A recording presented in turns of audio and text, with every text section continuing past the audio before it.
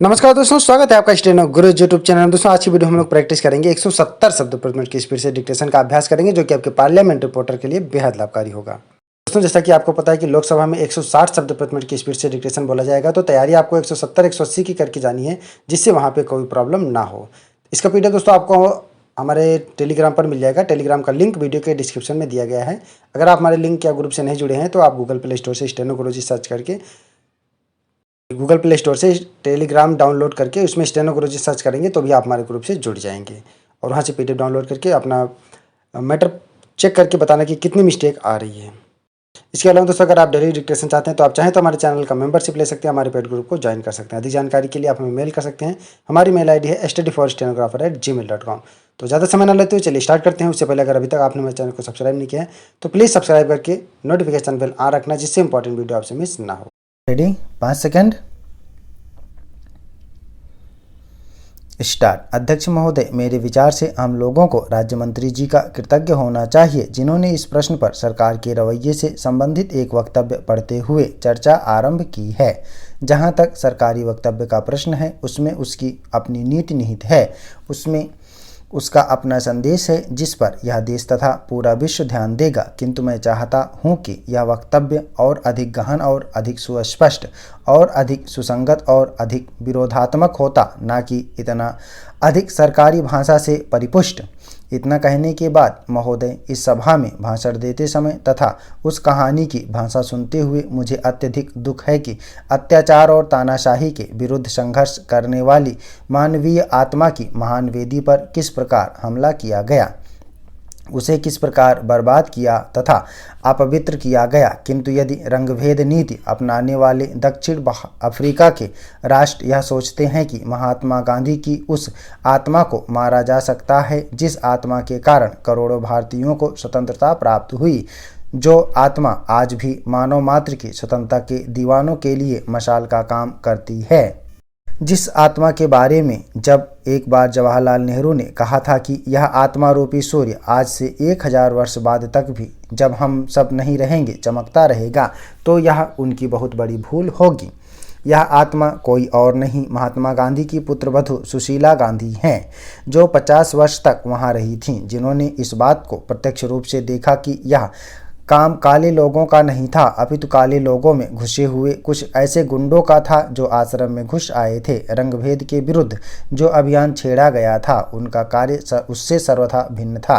किंतु जैसा कि उन्होंने कहा और जैसा कि इस आश्रम का नाम था, अमर पक्षी के समान वह फिर जी उठेगा, और हमेशा हमें आशा है कि यह आत्मा रंगभेद की इस घृणित विचारधारा के विरुद्ध दक्षिण अफ्रीका को मुक्त कराने का एक बार पुनः नेतृत्व करेगा।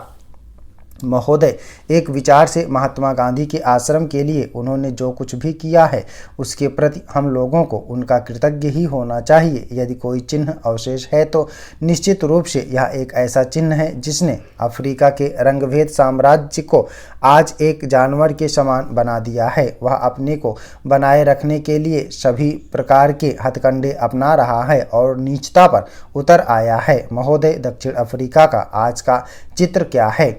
विश्व की दृष्टि में यह किस प्रकार का देश है? यह ऐसा देश है जहां सर्वत्र उत्पीड़न और अराजकता व्याप्त है, और जिसकी शीघ्र ही मृत्यु संभावित है, जिसकी जनता त्रस्त है और एक कठिनाई से जूझने के बाद दूसरी कठिनाई में फंस जाती है, जिसके बारे में हाल ही में कहा है कि यह देश विनाश के कगार पर खड़ा है, और यहाँ की रंगभेद वाली सत्ता अपनी सरकार को चलाने के लिए चालों पर चालें चलती जा रही हैं।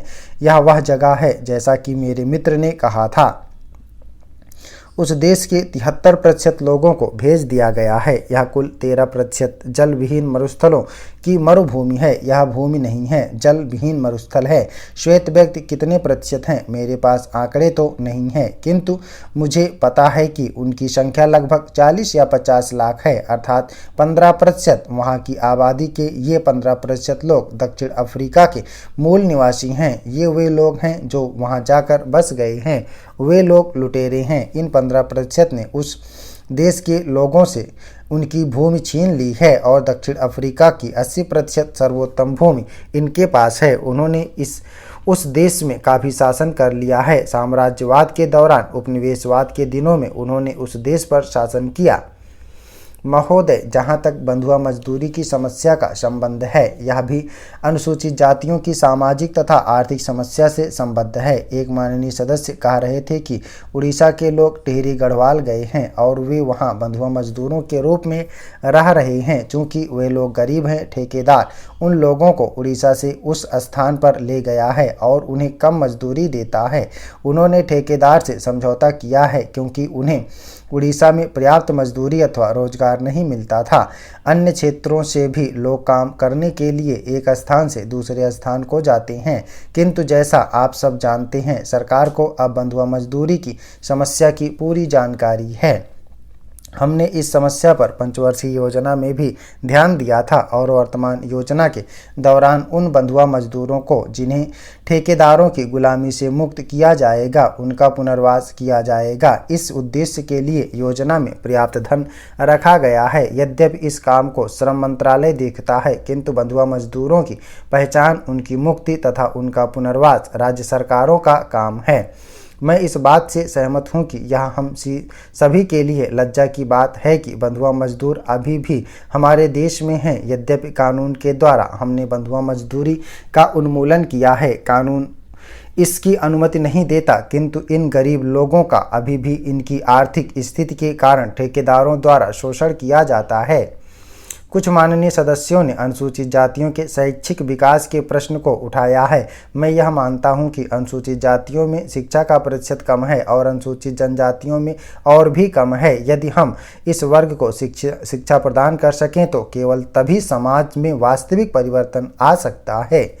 वर्तमान योजना में यह सुनिश्चित करने का प्रयास किया जाएगा कि अनुसूचित जातियों और अनुसूचित जनजातियों में शिक्षा का प्रसार हो और इस उद्देश्यार्थ और अधिक विद्यालय खोले जाएं। आयुर्विज्ञान, अभियांत्रिकी और अन्य प्रतियोगी परीक्षाओं में उनको सफलता दिलाने के लिए विशेष प्रशिक्षण कक्षाएं लगाई जा रही हैं। अनेक स्थानों पर प्रशिक्षण विद्यालय और प्रशिक्षण केंद्र हैं, परंतु फिर भी हमें सुनिश्चित करने के लिए और अधिक प्रयास करने होंगे कि उनकी गुणवत्ता में सुधार हो। एक माननीय सदस्य यह भी कह रहे थे कि इन प्रशिक्षण केंद्रों का कोई भी प्रत्याशी प्रतियोगी परीक्षाओं में सफल नहीं हो सकता है, अतः हमें इन सभी बातों पर ध्यान देना होगा। जहां तक मैट्रिक के बाद छात्रवृत्ति का संबंध है, हम दर को पहले ही संशोधित कर चुके हैं। अंतिम बार दरें जुलाई 1997 में संशोधित की गई थीं और राशि को और भी संशोधित करने का प्रस्ताव विचाराधीन है। जिन बच्चों के माँ बाप सफाई करने, चमड़ा बनाने और मिट्टी के बर्तन बनाने जैसे धंधों में लगे हुए हैं, उनके लिए लड़कियों के छात्रावास बनाने, पुस्तक बैंक बनाने तथा 10वीं से पहले की छात्रवृत्तियों जैसी अन्य योजनाएं भी हैं। इनको जारी रखा जा रहा है। कुछ सदस्यों ने चर्चा के दौरान उल्लेख किया है कि आज भी मैला ढोने की प्रथा को दूर नहीं किया गया है और मल आदि द्वारा सिर पर ढोकर ले जाया जाता है। इस संबंध में मैं सभा को सूचित करना चाहूँगी कि मेरा मंत्रालय इस कार्यक्रम को बड़े पैमाने पर चलाने जा रहा है। इस पर हमें कहीं अधिक धन व्यय करना पड़ेगा और यह सुनिश्चित करना पड़ेगा कि यह समस्या पूर्णतः समाप्त हो जाए। हम नगरों और कस्बों का चुनाव करेंगे तथा ध्यान केंद्रित करके मेहतरों और सफाई करने वालों की समस्या को पूर्णतः हल करेंगे। हम यह सब चरणों में नहीं करेंगे क्योंकि तब तो समस्या बनी रहेगी। यदि हम सारे शहर को ही लेंगे तो फिर जमादारों और सफाई करने वालों की समस्या नहीं रहेगी। उसके बाद हम दूसरे या तीसरे नगर को ले सकते हैं और इस प्रकार हम समस्या के विरुद्ध लड़ाई जारी रख सकते हैं। हमारी सरकार को अनुसूचित जातियों और अनुसूचित जनजातियों के विरुद्ध किए जा रहे अपराधों के बारे में पूरी तरह पता है। हमने कुछ सार्थक कदम उठाए हैं। महोदय, मैं अधीनस्थ विधान संबंधी समिति का सभापति हूं और मैं सरकार से यह बार बार अनुरोध करता रहा हूं कि वह निश्चित समयावधि में कतिपय नियम बनाए। यह कोई पहली सिफारिश नहीं है। मैं उनसे कई बार यह बात कह चुका हूं और मैंने सभी सचिवों को बुलाकर स्पष्ट रूप से कहा कि वे इन नियमों को बनाएं और उन्हें राजपत्र में 3 महीनों के भीतर अवश्य प्रकाशित करें और इस संबंध में अगर आपत्तियां और सुझाव रखे जाते हैं तो वे इन पर 6 महीने का समय लगा सकते हैं।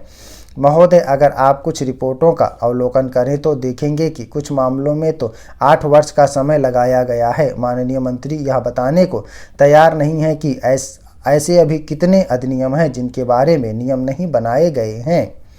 महोदय, संसद अपने अधिकार का परित्याग अथवा अपनी शक्ति का प्रत्यायोजन नहीं करती है। यह केवल अधीनस्थ अधिकारियों से अधिनियम का परिधि के भीतर नियम और विनिमय बनाने के लिए कहती है। इसलिए हमारा यह कहना सही नहीं है कि संसद अपनी शक्तियों का परित्याग अथवा प्रत्यायोजन करती है। हम उनसे केवल नियम तथा विनिमय उपविधि और अधिसूचनाएं तैयार करने के लिए कहते हैं। आजकल क्या हो रहा है, हम आमतौर पर अधिनियम में कुछ सिद्धांत अतिक्रमण करते हैं। ऐसे अतिक्रमण से संरक्षण प्रदान करना अधीनस्थ विधान संबंधी समिति का कर्तव्य है। हमारे पास नियम 34 मौजूद है, परंतु हम दिए गए सुझावों पर यदाकदा ही आपत्ति करते हैं। अधीनस्थ विधान संबंधी समिति के सभापति के नाते मेरा सुझाव यह है कि जब भी कोई विधेयक पारित अथवा पुनः स्थापित किया जाता है, उसके साथ नियमों को भी पुनः स्थापित किया जाना चाहिए, ताकि हमें यह पता लग सके कि यह विधेयक किस प्रकार क्रियान्वित होगा, क्योंकि आमतौर पर विधेयक के पारित होने के पश्चात नियम 6 महीने या उससे भी अधिक समय के बाद बनाए जाते हैं। स्टॉप। ओके दोस्तों, आप लोग इसको प्रैक्टिस करिएगा। सभी लोग मैटर को प्रैक्टिस करेंगे और ट्रांसक्राइब करेंगे। अगर ट्रांसक्राइब ना भी हो पाए तो लिखने के बाद पढ़िएगा जरूर। डेली आपको एक मैटर का ट्रांसक्रिप्शन करना है। 170 शब्द प्रति मिनट की स्पीड से है। उम्मीद करता हूं दोस्तों वीडियो आपको पसंद आया होगा, तो वीडियो को लाइक कर देना और अपने दोस्तों के साथ भी शेयर करिएगा, ताकि वो भी इसका लाभ ले सकें। और चैनल को सब्सक्राइब करना मत भूलिएगा, जिससे आपको डेली डिक्टेशन और उसका PDF मिल सके। PDF दोस्तों आपको हमारे टेलीग्राम पर मिल जाएगा। टेलीग्राम का लिंक वीडियो के डिस्क्रिप्शन में दिया गया है। अगर आप हमारे टेलीग्राम से नहीं जुड़े हैं तो आप टेलीग्राम गूगल प्ले स्टोर से इंस्टॉल करके उसमें स्टेनो गुरुजी सर्च करेंगे तो भी आप हमारे टेलीग्राम ग्रुप से जुड़ जाएंगे और वहाँ से PDF डाउनलोड कर पाएंगे। अगर इस ई बुक का दोस्तों अगर आपको पूरा PDF चाहिए तो वीडियो के डिस्क्रिप्शन में लिंक दिया गया है।